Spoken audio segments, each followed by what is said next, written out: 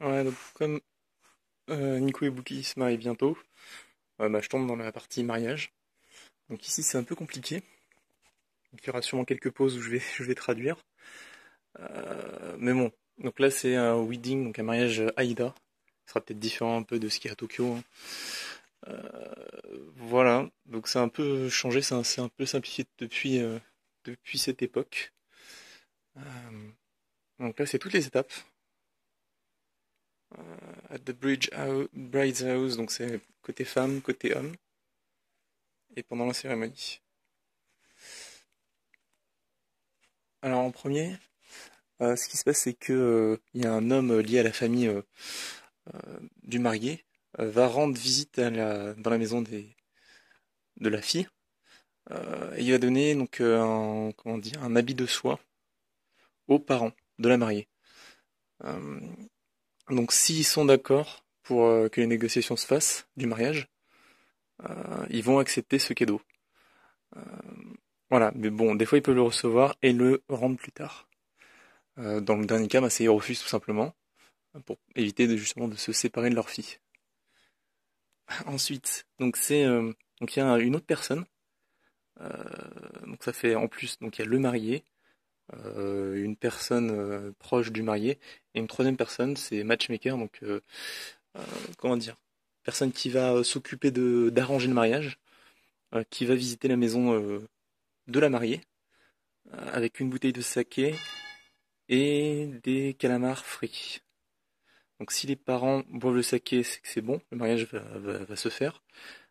Sinon, c'est que bah là encore, ils veulent garder leur fille près d'eux. Voilà. Donc, alors ça doit être ça, les petits, les présents. Ça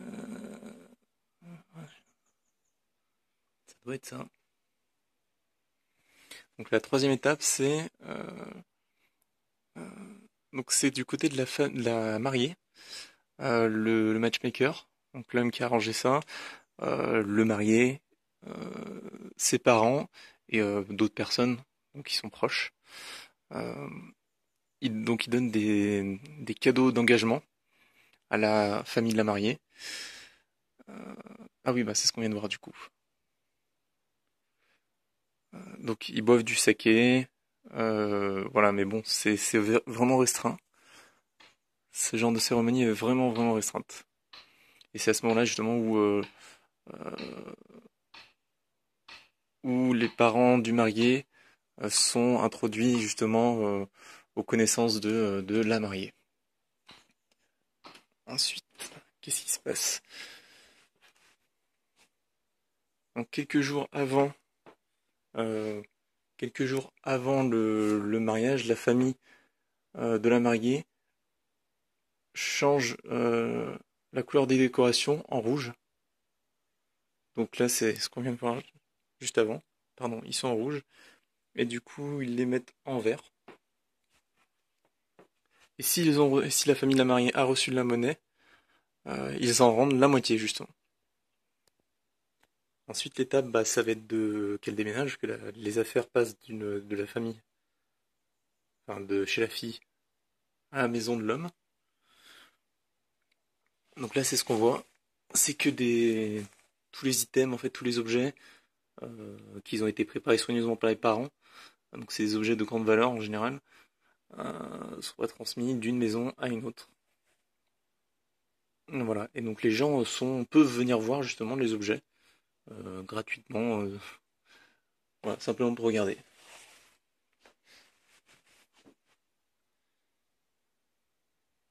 Voilà, donc là c'est en vert, c'est la même chose.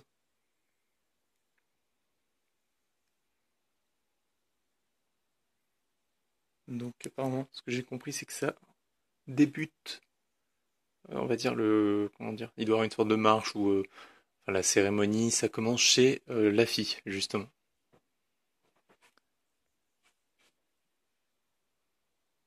Et donc tous les voisins qui attendent la mariée et le marié attendent patiemment, même si ça se fait de nuit, même si l'arrivée se fait de nuit. Donc quand la mariée arrive à la maison du marié, elle va jusqu'à la... Donc comment on dit? Au bouddhiste en fait, comment on dit? À la statue de Bouddha pour être, on va dire, béni des ancêtres et devenir un membre de la famille. Donc là,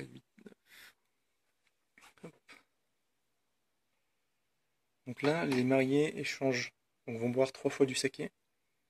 Ça s'est étendu maintenant, donc c'est plus seulement les mariés, c'est les parents de la famille, et voire même les invités, qui maintenant boivent 3 fois du saké. Donc c'était vraiment important ça, c'était une partie super importante.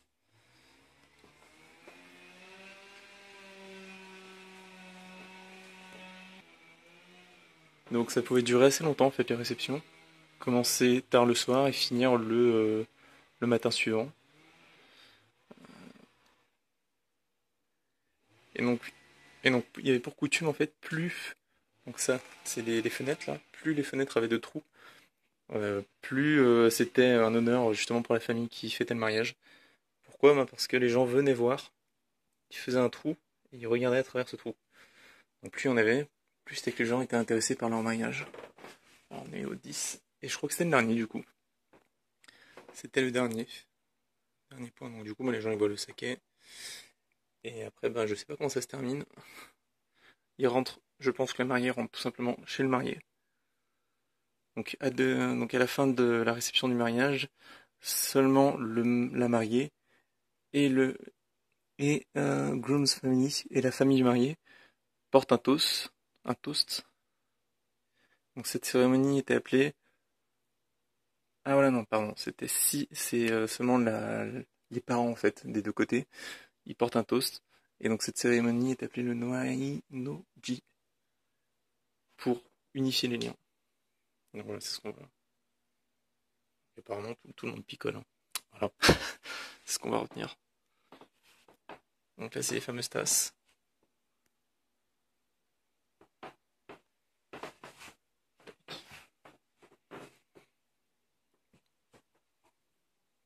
C'est les notes de la cérémonie de mariage.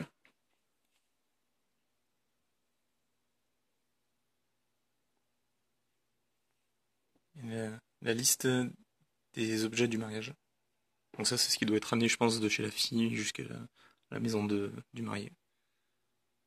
Pareil, une liste d'items, d'objets, pardon. Voilà, voilà. Donc ça, c'est la salle, en fait, apparemment, où il y avait le mariage. Enfin, où il y avait la cérémonie. À droite, on peut voir la tenue de la femme, je suppose. Et à gauche, la salle de réception.